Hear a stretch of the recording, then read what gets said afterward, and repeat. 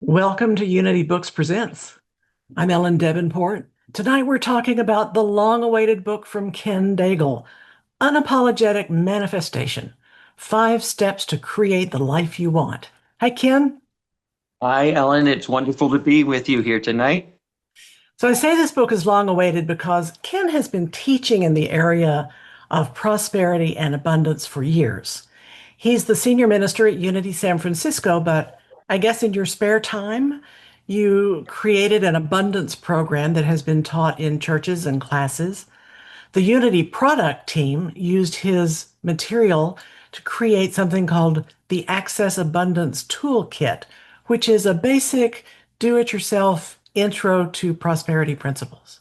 But now, the definitive book, and not only the book, but the Unapologetic Manifestation Companion Journal goes with it.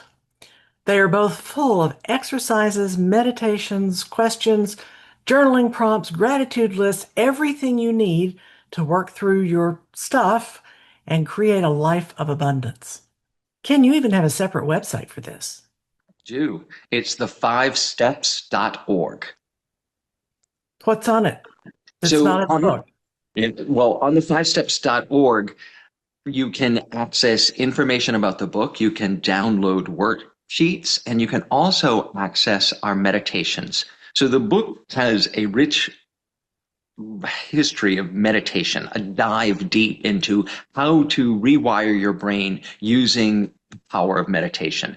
And there are 8 different meditations listed on the website that you can follow along. It's in my voice, guides you through a morning process of meditation and journaling to create new neural pathways in your brain and to open up the pathways to abundance in your life. That's one of the things that makes it so interesting is the brain science and the psychology that's included in it. It's not strictly this is spiritual principle, it's how it works. But I'm getting ahead of us. Ken compiled a ton of information for this book, and people are already reading it and teaching from Unapologetic Manifestation. They say they appreciate the clarity and how practical it is. And what were you telling me about the Amazon rankings? You're in the top 103 different categories? I am. As of this morning, we are in the top 100 rankings in spiritual self-help, in new thought, new age books, and in LGBTQ parenting.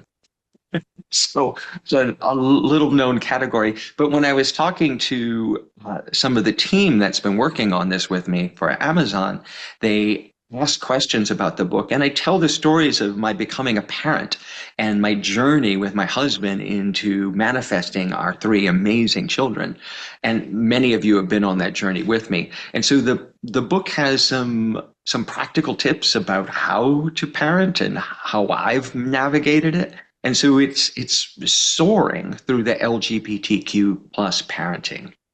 Interesting. I never thought of it as LGBTQ or parenting, but of course that's who you are, and you tell your own stories in the book. So I love that. It gives us a lot to talk about tonight. So first, let me remind the audience that you may ask questions in the chat anytime.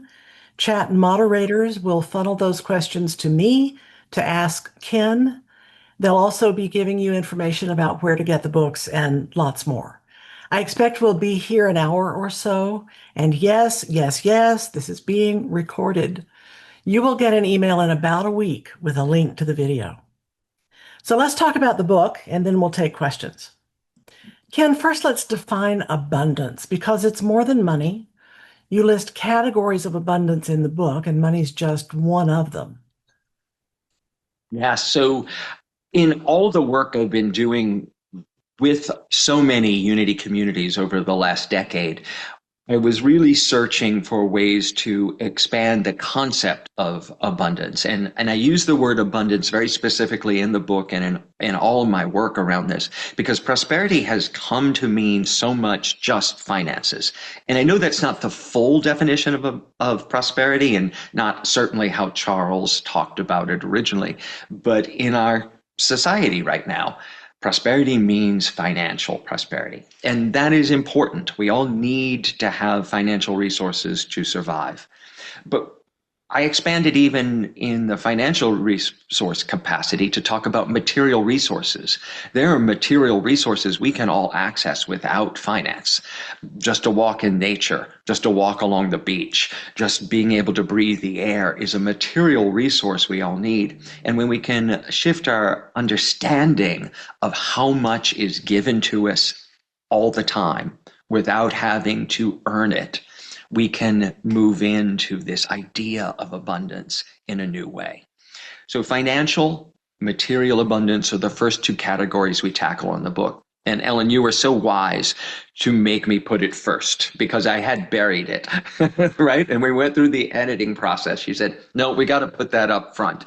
And I was glad now. I was just rereading a section of it for some videos I was doing, going, I'm glad we started with prosperity, with financial and material resources.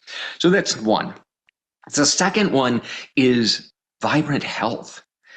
So, vibrant health is so important, and it's not about the absence of diagnosis, because many of us deal with diagnoses or conditions, but still live vibrant lives in our body. And I want us to move into an understanding of health and vibrant health specifically, that we have abundance at every moment, even when we are dealing with a diagnosis or a disease or a chronic situation. We can thrive and have a great experience even in the midst of those situations. And I like to talk about it this way too, is diagnosis is not destiny and prognosis is not in stone. Prognosis isn't necessarily what's going to happen. It's just what happens to most people. And I like to say, we're not most people. We can do this differently. The third one is enriching relationships. So the idea that any of us do this alone is such a fallacy. We have all had so many hands helping us along the way, teaching us, nurturing us, cheering us on, supporting us, and that each and every one of those relationships has made us who we are today. When we take time to cultivate enriching relationships that nurture us, that we nurture, we create this ecosystem of abundance in our lives that helps us prosper. So enriching relationships are a huge part of understanding and living into abundance. The next one is work you love. Now, I am really blessed. I get that. I get to do what I love for a living, and now being an author is a new part of that. But work you love doesn't necessarily mean a paycheck. Work you love can be the volunteer work you do. Work you love can be the parenting you do for no money whatsoever. Work you love is a mindset of wanting to get up in the morning, wanting to achieve something in this life. And I like to say, whether you're 8 or 80, we all have work to do. And work to do that lights us up is part of the abundance module. And then the last category is leisure time. Norma Rosado, one of my first SEE teachers when I first went to Unity Village, taught the Charles Fillmore Prosperity class that I took in SEE. And she talked about it this way. She goes, if you don't have leisure time, you're really not abundant, right? And you're really not prosperous, because you can work yourself to the bone.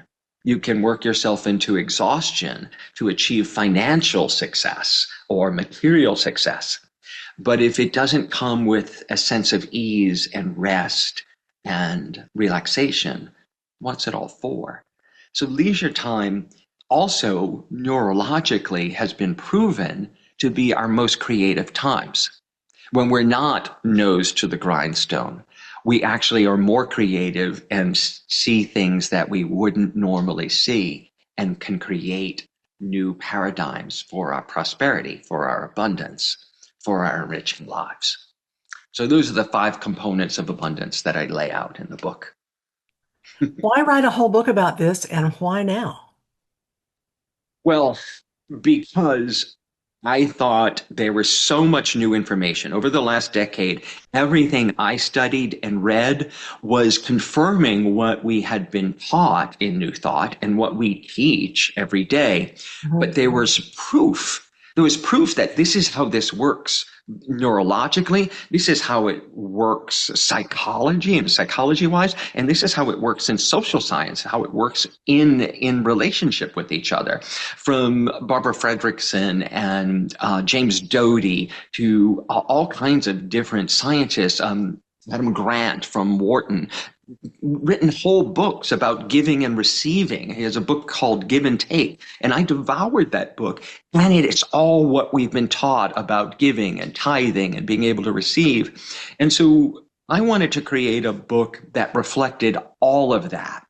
The spiritual teachings that have enriched and saved my life, and also all the new science and the new understandings that back it up, and give us some great life hacks to be able to foster these teachings even further and to push the edge of the envelope out. So I wanted to write it from my perspective, from my struggles and from my overcoming of those situations, and to be as real and as vulnerable and as honest as I can. Yes, I have been broke. Yes, I've declared bankruptcy. Yes, I have been diagnosed with life-threatening diseases. And I am very abundant and very prosperous because I've applied these teachings and these processes and these practices in my life. So, what is manifestation and why is it unapologetic? You're the second person in one of these forums that's asked me that, and it makes me giggle because Chip Conley asked me, "Do you feel like you need to apologize for something?" And I was like, "Hmm, huh." And I had to think about it for a moment, and there But certainly yes. have, yeah, no, there have been times in my life, certainly, where I felt I needed to apologize for who I was as a gay man. I learned to hide very early. Even applying to Unity Ministerial School, I had advice from another minister who I love and deeply admire, who was my mentor. And she said, "Well, maybe you shouldn't put your husband on the application to ministerial school. It might Wow. trigger some people." And I was like, "Yeah, if it does, then it's not mine." Of course, I Mhm. put my husband in the application. I was accepted to ministerial school. I was ordained. I was chair of the board of Unity World Headquarters. I've overcome all those things. And that little bit of, of hiding still permeates some parts of my consciousness. So I need to uncover that. Part of the work of being truly abundant and to manifest in the world, I had to explore and in continuing to explore all those places where I feel not worthy of fully receiving, not worthy of fully manifesting my good. And where it's really fallen for me recently, Ellen, is I literally found myself saying, "Oh, yeah, I know I am prosperous, and I know this book I'm proud of. I'm proud of the work that we did on this book. But I don't know how to make a company that makes all this happen. I don't know how to promote a book or to get it to all the people that need to see it." And the person I was saying this to looked at me and said, "Like, you don't think you did that at Unity San Francisco? You don't think you did that at Unity World Headquarters? You were chair of the board of Unity World Headquarters." And so I sat there and went, "Oh, there's my shadow. There's my belief that I not good enough to do this, to make this happen." And so unapologetic manifestation is a claim to my wholeness, to and for each and every one of us to step fully into our gifts, fully into who we truly are, and unapologetically claim that I am worthy of having an abundant, full life. And as I do that, I create the space for other people to thrive. I create the space for other people to have prosperity in their lives, other people to have vibrant health and enriching relationships and work they love. And that's why I wrote the book, is to show everyone what has been so freely given to me. This gift of manifesting in the world is to take an idea, concept, a dream, and make it real, tangible, and actionable in the world. And that's why when the name came up, Unapologetic Manifestation, I was like, yes, that's it. And it's unfolding in my life right now. It's unfolding as we speak. Hmm. I can add why it's unapologetic for me, Mhm. since I helped you come up with the title. Yes, Um, I was going to give you a little kudos, but I didn't know if you wanted to go there. no, that's fine. To me, I have sometimes been shy about even believing in manifestation or letting people know that I'm trying to manifest something. I'm afraid they'll think I'm woo-woo or it's magical thinking. And so I have to, as you were saying, stand in who I am to say, this is what I believe and this is what I'm going to do in my life. So it's unapologetic. Yeah, and there's so much of that. I mean, I talk about it in that we are all taught, that you shouldn't take too much because you need to leave some for other people, Or right? don't be greedy. Don't be greedy. Don't take so much. And that's this belief that the pie is only so big, and if I Mhm. take a big slice, someone else has to go without. And I believe that's a fallacy. The other one is, of course, don't get too big for your britches. Coming from the South, that's what, I was told. But it was like, and the other is don't be too full of yourself, right? And I was like, well, who else are you going to be full of? I'd rather be full of me to fully understand my gifts and what I bring. So to step unapologetically forward and say, I want to claim this, and my claiming it is a gift to the world. It's nothing I need to apologize for. It's everything I need to create for the world. Okay. We're already getting questions, and I want to say to these questioners about how do you teach it? How do you do it? And should you let people know you're trying to manifest? We'll get to that. We can only talk one word at a time, but we will include as much as we possibly can tonight. All right, the subtitle is Five Steps to Create the Life You Want. Um, so let me tell the audience, these five steps will take you deep if you're willing.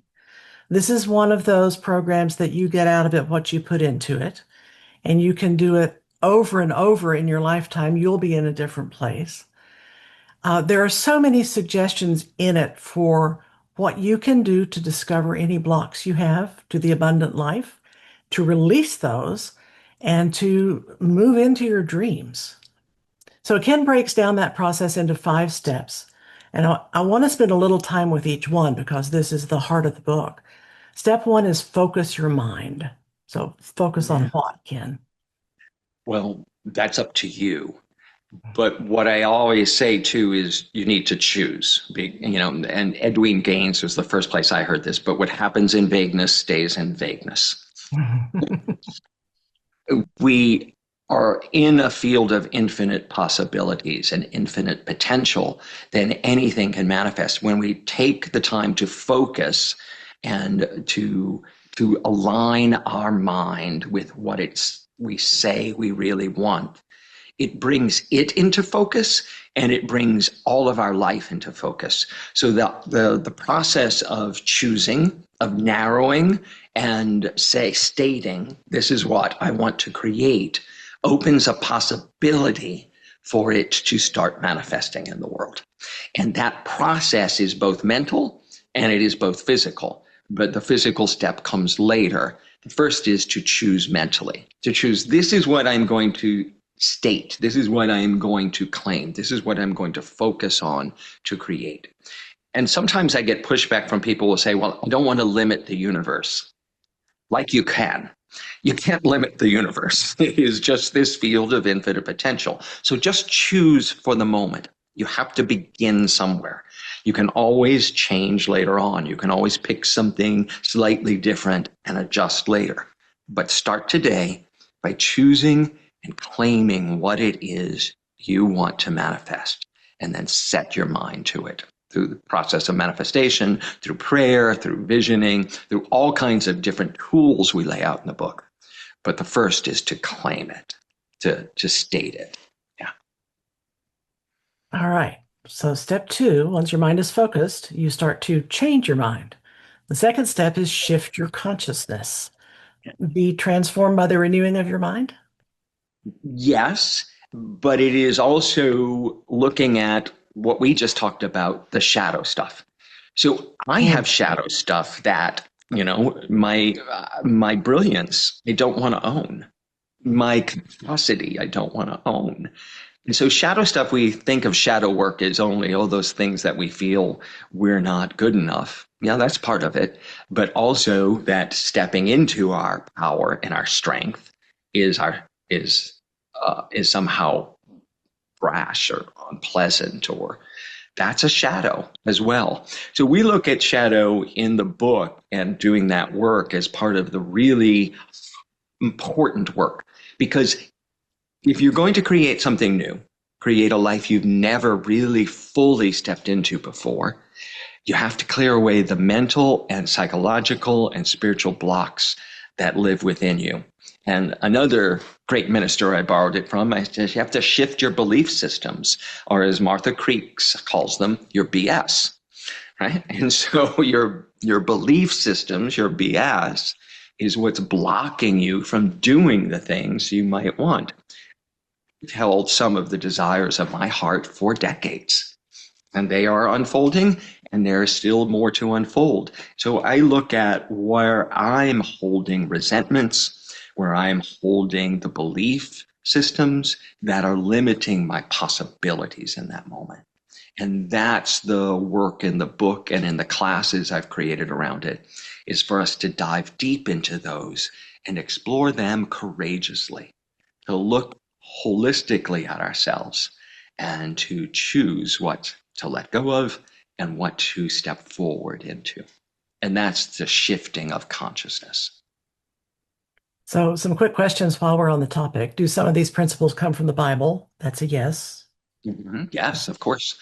They come from the Bible, and they come from our teachers, from spiritual teachers for millennia have been teaching this. Mhm. Yeah. In different religions. Yes, all Uh, across the religious spectrum. Yeah. and then what about letting go of the outcome? What about this or something better? How can you focus on what you want, but also release the outcome? So here you're going to get caught up, Ellen, because that's step 5. Okay, we can wait. But I'll just say this now. Because I was writing a book, the steps are written out linear, but they're all happening all at once, all Right. the time. So we promise we will talk about being open to how it's going to show up. It's Right. an important step. Okay.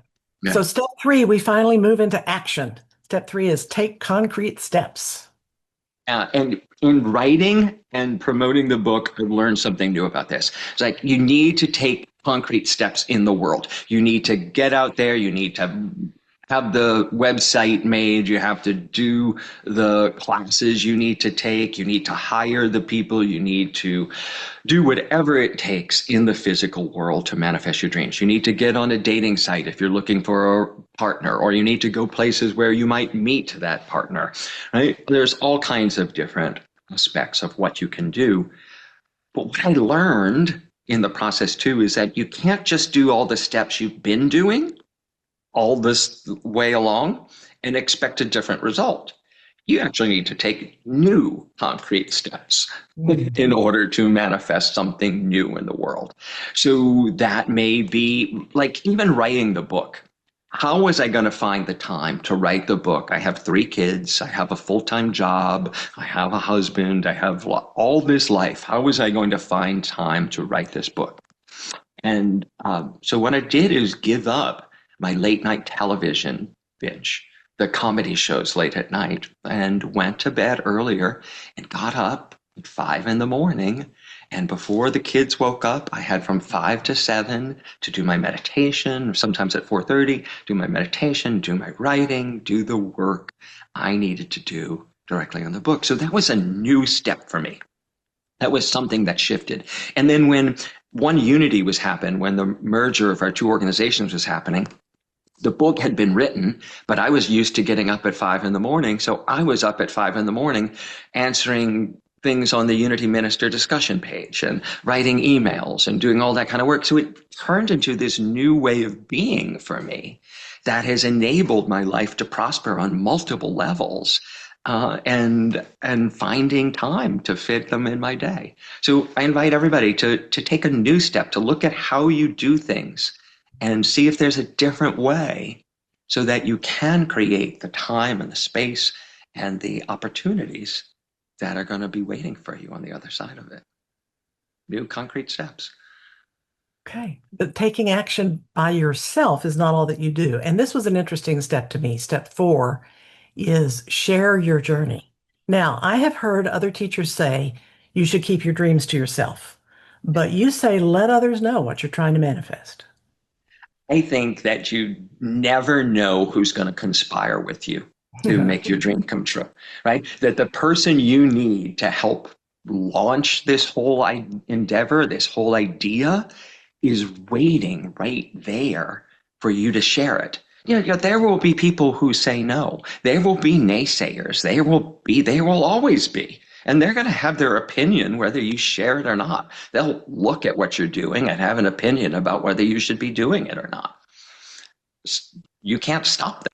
Let them, as Mel Robbins says, let them have their opinion, and you have yours. But that one person who says, that's a great idea, have you thought about this, might send you on a whole new tangent that opens up new pathways that take your idea to someplace it never would have been without you sharing your journey. An old story, but it's not in the book in this form, is I was friends with my husband for years, 3 years before we ever started dating. And I went out to dinner with him and told him about my journey, about my wanting a new romantic partner in my life. And by the end of the dinner, we were on a date. And so a friend transitioned into what I was looking for, because I was aware that as I was sitting across the dinner table from him and describing what I wanted in a romantic relationship, I was staring right at it. And my mind was saying no, but everything else was saying yes. And so if I hadn't shared what I wanted, I might not be married and living in this house in Marin County today, in California, because I took a risk and shared my dream with someone. So I invite everybody to share your journey. The people who don't believe in it, they're not your partners in it. You'll Right. find the right ones. Right. So then step 5, I thought step 5 would be go celebrate your abundant life. But it's intriguing because this is the step that says be open. So would you say more about that? So yeah, if your dream shows up in a different way than you think it should, if your goal shows up differently, it's probably a sign it's from spirit and not your ego. Because we all think we know what it should look like, what success looks like, what the husband and the spouse, the partner looks like, what the greatest job looks like. But often we've been wrong. Often we are disappointed by we try and manifest something and we work really hard on it and it's ultimately unfulfilling. Whereas the universe, spirit, God, has infinite ways of fulfilling our good. And when we look beyond the material and the surface level, the undergirdings that we really want are the most important things. What I wanted in a partner was to be loved and supported. It didn't matter the package it came in ultimately, because the package that it comes in was loving and supporting. I get everything I need in abundance, in real abundance, because I'm not limiting the universe, saying no. Often we say no to our good before we've even explored it. So being open means being willing to see beyond what we think is right to what could be even better, what could be even greater than we imagined, Mhm. and surprised by it. So being open for me means being vulnerable and being real and, and looking to have a life beyond our wildest dreams. So that's what I mean about we don't limit the universe. We're open to something greater. So, in the book and the journal, you give people a lot to read, a lot to think about, and a lot to do if they really intend to change their lives. So, I want to talk to you about what you think is the best way for people to use these books. And I'd already started telling them there's a 6 week study guide in the back of the book, and then the journal is 10 weeks of daily exercises um, that can be used by individuals or groups. Is that what you had in mind? It is exactly. So, like right now, Unity on the Bay, Reverend Juan and Unity on the Bay, they have 65 people doing the 10-week book study and using the companion journal to work with that. So the companion journal is a spiral bound one where they get to write and answer questions and do exercises all the time. You can do the companion journal all on your own. I'm doing it every morning. Now that it's actually in print, I have a book I get to do it in a linear form, and I'm enjoying it so much Mhm. as part of my morning routine. And so the book itself has those same worksheets. The companion journal expands on them and gives you more questions and more prompts to go deeper. And you get to do it as your own pace if you're doing it as a self study. So that's another way to do it. But accountability in a class or a workshop or a small study group, that helps too, because neuroscience has proven to us that people who state their goal, who claim it in a small group and have accountability within that group, are 33% more likely to manifest the goal than people who just make a goal and keep it to themselves. So, yes, No one actually 33%. studied that. I mean, really, someone at Dominican University right here in California did that. And I read the study, it was just so amazing. Being in a support group where you explain what you want to make, what you want to Mhm. manifest, what you want to do, and having a group to support you is so helpful in changing your life. Interesting. So there's lots of different ways that you can do that. And yeah. Okay, why don't we take some questions? Because they have been coming in thick and fast. Um, and some I think we have answered. Three, does this include affirmative prayer? Yes, absolutely. So like, yeah. Here's a question. What about yielding to God's will? When you say you're going to claim what you want and have the life you want, what about God's will? So God's will for me is that I was born in this body and at this time, and I am dealing with what life is for me right now. So that is part of the calculation. But I also talk about it in the introduction in the book, is that what Unity is taught and what Unity believes is that God is constantly showering us full lives, full of abundance. It is not withholding anything, that we are in this field of infinite possibility that we call God, we call spirit, we call universe, we call source, we call divine mind. All those different names all lead to the same place. So that when we step fully into manifesting our good, we are doing it with God as the divine and through spirit, that all of that is coming into manifestation, into reality for the greater good of the whole planet and the whole human race. I talk in the book, specifically, I believe it's in step 4, chapter 6, about creating win-win situations.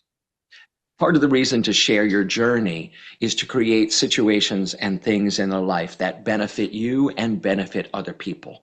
That when everyone is lifted by your manifestation and your creation, that the whole world prospers. And that is God to me. That is spirit to me. That is something greater than us. And it's not selfish, and it's not hoarding, and it's not petty. It's expansive and generous and abundant. And that's God's will as I see it and know it. You talked about there's not a limited pie that we have to cut up and share. This question says, how do you reconcile our Earth having limited resources with the pie being unlimited? When I was a kid, there used to be a belief that the world was going to run out of food if we reached, I think it was 4 billion people at the time when I was young, right? And that we wouldn't have enough food on the earth to feed everybody. Well, we're at 8 billion and counting right now. And there's not a problem with enough food. There's a problem with distribution. And what we need to manifest in this world, in my belief system, is a more equitable system for distribution of the earth's abundance.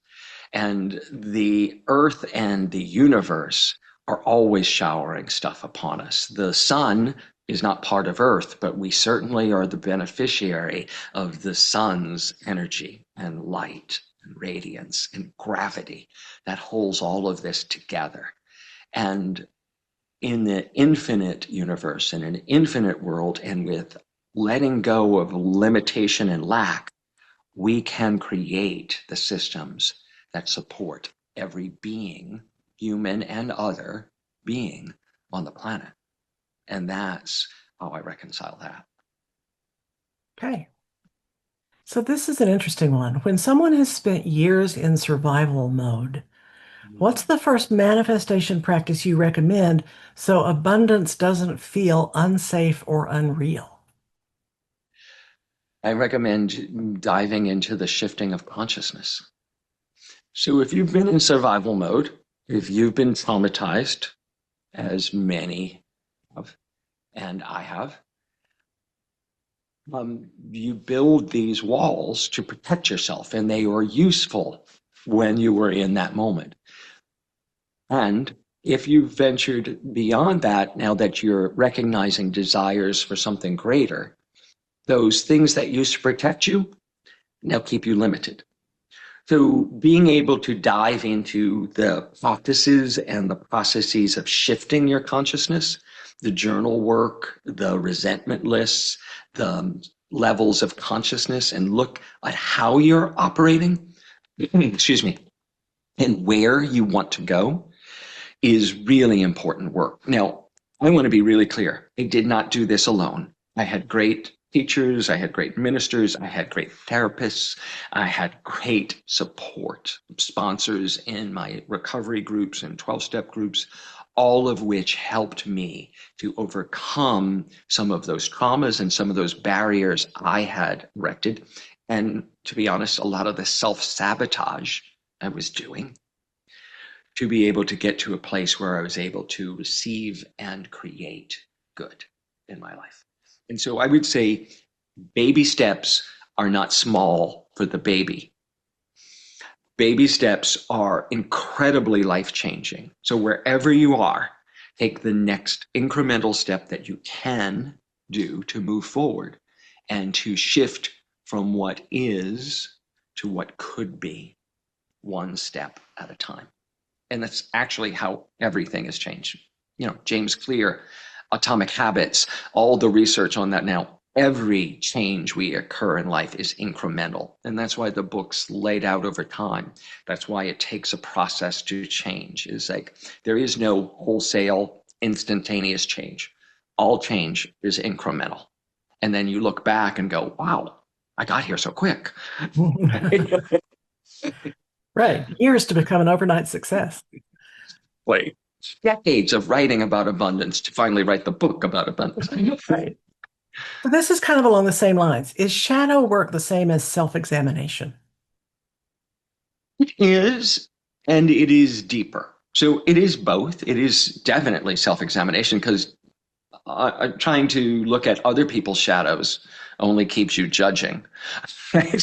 So But it they're is so much easy to easier. see other It's so people's easy to shadows. see in other people. It is. It is so easy to see. And one of the keys to it is if you spot it, you got it. So when you see it in someone else, it means it exists within you. And so Mm. when you're seeing it in someone else, a great flip is to go, okay, so where do I do that? How do I judge? How do I block my good? How do I forward? How do I do all those things? And so it's the ultimate. So the mirror that the person in front of you is becomes the ultimate tool of self-examination and then self-change when you're willing to do that. All right. Okay. Completely new topic. Why do you emphasize homosexuals and homosexuality so much? Because it's the water I swim in. Right. So I was born into this life, and from an early age, I knew that I was gay. I remember it was 1968, and Time magazine or Life magazine was in our house, and it had pictures of the riots in San Francisco. Excuse me, in New York City, the Stonewall riots in San Francisco. And I asked my mom, "What's that?" And she said, "Oh, that's a bunch of really sick people who are protesting Mm. in New York." And I knew I had to hide. I knew I couldn't tell her that I was one of those people, but I knew I was one of those people at 8 years old. And so I didn't write the book about homosexuality. I wrote the book about my journey of manifesting. And part of that was living very authentically, talking about my husband, my life, my kids, and what it has taken for me to get there. If I was a straight man, I would write about my wife, my husband, my work, my kids, and no one would give it 2 seconds thought. But because I'm a gay man and I write about it, it's all of a sudden becomes about homosexuality. Mm. It's not, but that's the world I live in.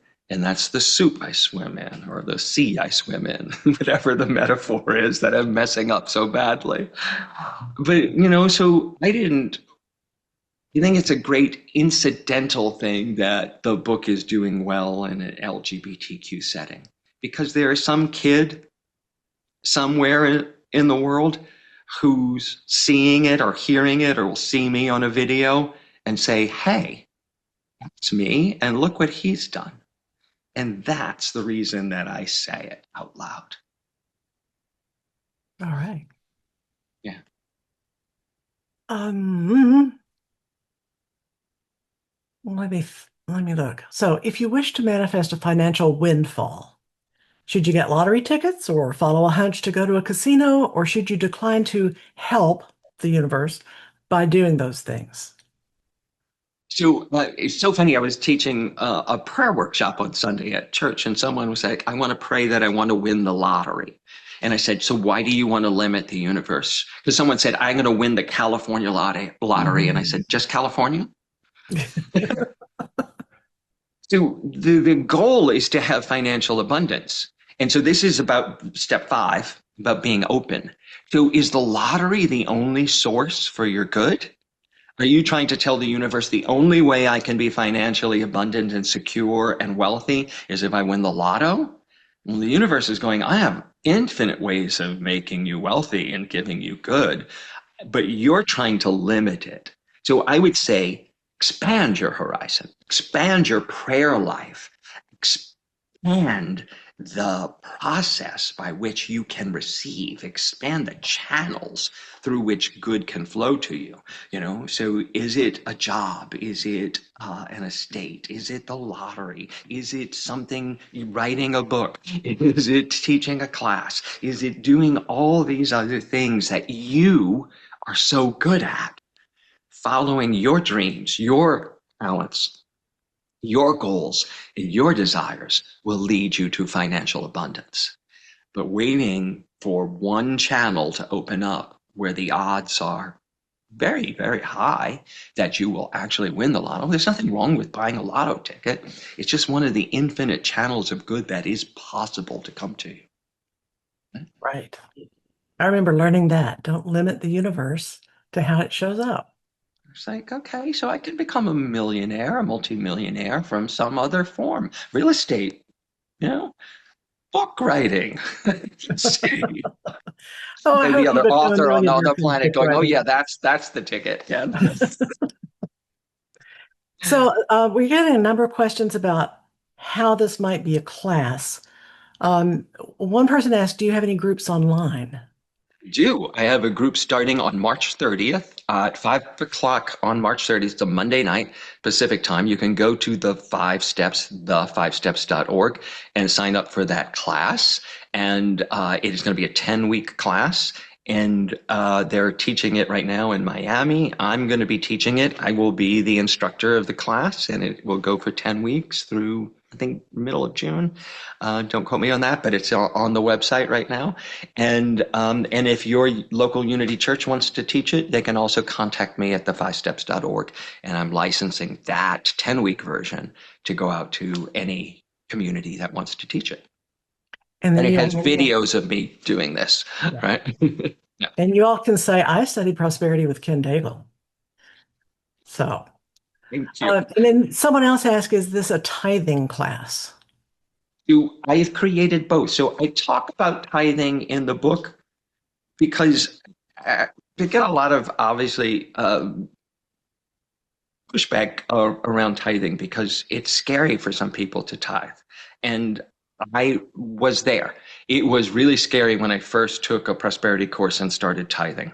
So there's a whole section of step 3, concrete steps. Tithing is a concrete step, by the way. It is action in the world about what tithing is and isn't. And I am on the Eric Butterworth camp. Is like there's no magical number.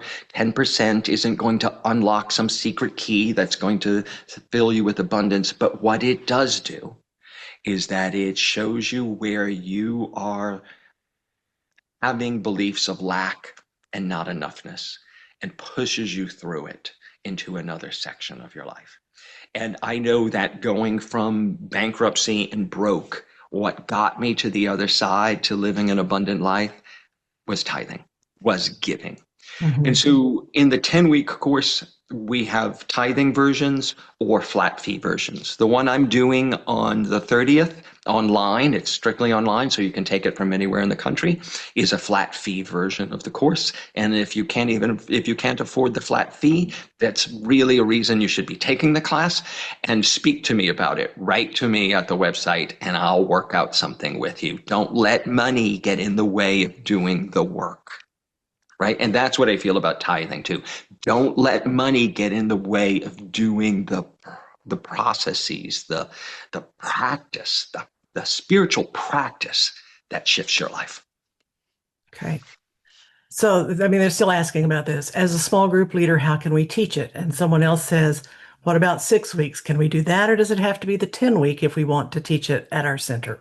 So there's a 6-week book study right in the course, right in the book. It's written in the back of the book, and there's a 6-week book study, not a full course. But I have heard this. So recently I've been talking to Wendy Craig Purcell, who I believe is on the call right now. Mhm. And so Wendy and I have been talking about this, and I just was working with my team this week going, we need to come up with a 6-week course version because the world is changing. 10-week courses are harder to get people to commit to. I believe 10 weeks works because it's enough time to shift consciousness. But I am in process of creating a 6-week version. I don't know when that's going to unveil, but I promise it will. So write to me at the5steps.org and we will figure it out together. And I want to add, be aware that especially the 10 weeks can be done by yourself. Mhm. Individuals can do this. The companion journal has lots of room to write, lots of questions to contemplate. And I would think if you're teaching it, you would have people go away during the week and do those exercises and that writing, and then come together and talk about it. So you could do it that Absolutely. way, or they can all do it by themselves. What I'm hoping to build in this community too, because I know there are a lot of ministers on the call, is a compadre of people who are teaching this material and making it their own and expanding it and bringing their own stories. These are my stories and some other stories that I've shared in the book, but we all have this capacity. And what I'm offering and wanting to develop with you is a team of people who are taking our precious teachings, which were so graciously given to us, and making them viable and pertinent for our communities today in the 21st century, right? And Mhm. how do they apply it in their lives today? So I look forward to So, that conversation. so for those of you asking more details about Ken's actual classes, please go to his website, the5steps.org, and you can find out what it costs and when it is and all of that. This question, though, one more about classes. Would you recommend the study course for those who already have some knowledge of the theory of abundance, unity, or religious science studies, or could it be offered to those who are new to this? Can absolutely be offered to people who are new to this. In fact, Ellen and I worked really hard on this. We wrote the book that you don't have to know what unity is in order to practice this. For We sure. wrote the book very specifically that you didn't have to be a unity student in order to do it. It's great if you are, this will become easier for you, but everybody should have access to these teachings. And we want this to get out beyond the new thought world into the broader spiritual development world and spiritual understanding world. I want to add too, Ellen, there is a retreat that we're already planning. I know Denise is on the call. Denise Griffin is on the Right. call, and we're planning the retreat for September at Unity Village. And our goal is to the retreat with people. And while the course and the classes are very, very well structured, and I've already run it twice with test groups at Unity San Francisco, what we're planning for the village is totally experiential. So we're Mm. going to move into really experiencing abundance, and it's going to be 5 days at the village midweek where we can be at church on Sunday, come for 5 days at the village and dive deep into these practices, and then go home and bring it back to our communities. So Okay. you can put, I know they're putting that on the website right now on the Yeah. chat. Yeah. Right. Someone asks, how is this different from Mastermind with Jack Boland? Well, what Jack Boland did, and I studied Mastermind with Jack Boland, and I studied The Artist's Way with Julia Cameron back in the 90s when that came out. What's amazing about all of that is the foundation it laid before we understood the neuroscience of it. So journaling has been a spiritual practice for millennia. The mastermind groups were great, just like I talked about. When you stated a goal within a group and had accountability to the group, you're more likely to manifest it. Science has proven that since Jack Boland did that work. Science has Mhm. proven that now that when you write something, write a goal out longhand, and then you read it and then read it aloud, it actually speeds up the new neural pathways being created in your brain. And that process of meditation, visualization, and writing something out longhand, neuroscientists have proved that that's the way to manifest quicker in the world. And so it's exciting to me. I geek out on it because we've been doing this for hundreds of years, but now science Mhm. proves to us why it's working, that it's not just wishful thinking. It's actually, we're creating the pathways for our brain to see things and to see connections and things happening in the world that we might not have seen before. Because we know that sight is not about our eyes, it's about our mind. And then when we can change our mind, we get to see what's always been there, but we've never noticed before. And that's how mastermind groups and the artist way and now unapologetic manifestation work within Mhm. you to create something on the outside of you. I want to go back to this question. How do you help manifest a better life for others? Is that possible? Absolutely. Is it? See, I was Absolutely. always taught you can't manifest for someone else. No, but you can manifest situations and systems. So there was recently a podcast I was watching with Oprah, and I can't remember the name of the person who she was interviewing, but talks about external and exterior, and I'm messing it up right now, but anyway, about external manifestation and internal. So extrinsic and intrinsic. There's the words I was looking for, right? Manifestation. So when we want to create something within ourselves that it isn't about necessarily an outside physical thing, but let me give it to you both ways. So I can want to manifest a daycare for underprivileged children. Certainly, isn't that going to manifest? And if I'm successful in doing that, isn't that going to help someone on the outside? Some Mhm. struggling single mother who needs daycare for her children so she can go to work. So my intrinsic goal is to be a better person, to be a generous and wealthy person that funds the lifting of other people. I have people in my community who have started not-for-profits that do those same things, right? We all have them in our lives. And without them, the world would be more limited. So you can manifest good for other people. You can't tell them what they need or want, but you can create your life in a way that benefits other people. That's my opinion. Okay. There are two more questions I want to ask. We're about out of time. But this person said, how do you manifest the health you once had or would like using spiritual principles? So the what you once had. So I am aging. We're all aging. Right? And I can't do the things I used to do when I was in my 20s. In my 20s, I was a dancer in New York City, right? And a Broadway performer. So I don't do that anymore, but I do many things with my body. So I think it's a both and.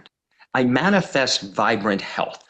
So my body is working as best as it can right now. And yeah, I could do better. So I need to make that a priority. So one of the priorities I have is to get back to the gym, get back to a regular system of exercise. So that's a goal. And if I share that goal with someone like I'm sharing with it right now, and they hold me accountable to it, that I might actually do that and get the health that I desire. And my goal to be more vibrant, more alive, more awake for my family, for my kids, so I can keep up with my 7-year-old, so I can Mhm. keep up, right, with my 10-year-old and go on bike rides with them and chase them around the yard and all those things. So I may not be like I was once before, but I can be the best I can be right now. And so, yeah, that's how you do it. You take these steps, you make it your goal, and then Okay, it, you heard accountability. So when yes. y'all come to Unity Village for Ken's retreat in September, just ask him, been going to the gym? Uh-huh. I'm gonna have to do that now. You got me. You have to now. Uh-huh. And then John asks, can the book and workbook be purchased through Unity? I'm so glad you asked. Yes, of course they can. The book and workbook are also on Amazon. The book itself is on Kindle, and this is the opportunity to say this book is on Audible. And it's so fun to listen to it because it's just like being in a room with Ken talking to you about prosperity and abundance and his life and what he's learned. So if you're into audiobooks, this is an especially good one. Did you have fun making the audiobook? I had a blast making it. Sit right here at this desk in this room and read the book and aloud. And I have to tell you what I was most surprised about was the section about my daughter Roma's birth and the whole journey through that. I cried through the whole reading of it. Oh, wow. And and I when I listened to it, I could hear that I was all emotional and choked up, and they kept it. We did a couple different takes of it, but they kept that one where I was crying all through it. And it's my story, and I wrote it, yet reading it out loud was Mm. so moving. And then I'm honored to share it with you all. And if you're into Audible books, I am. I love commuting with Audible. That Oh. I invite you to purchase the Audible book. And that story of Roma is so amazing. Just spoiler alert, another couple had a baby for them, just out of the goodness of their heart. Ken, thank you so much for being here. This has been a lot of fun. And I hope all of you will go find the book for yourselves. You can look for links in the chat box. You can buy them separately or together. It's a little cheaper if you buy them together. Our next evening of Unity Books Presents is on April 14th with Christine Bush. She's releasing the second in her series of channeled Jesus books.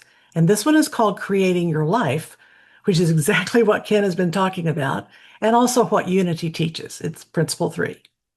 So you will get emails about that to sign up. You'll get an email with a link to the recording from tonight. All these recordings of Unity Books Presents go to the same page on the Unity website. The chat moderators have that link too, so you can go back and listen to previous evenings we've had with the authors of new Unity books. So Ken, thank you again for being here. And thanks to Thank all you, of you Amy. for being here. And we will see you again. Good night.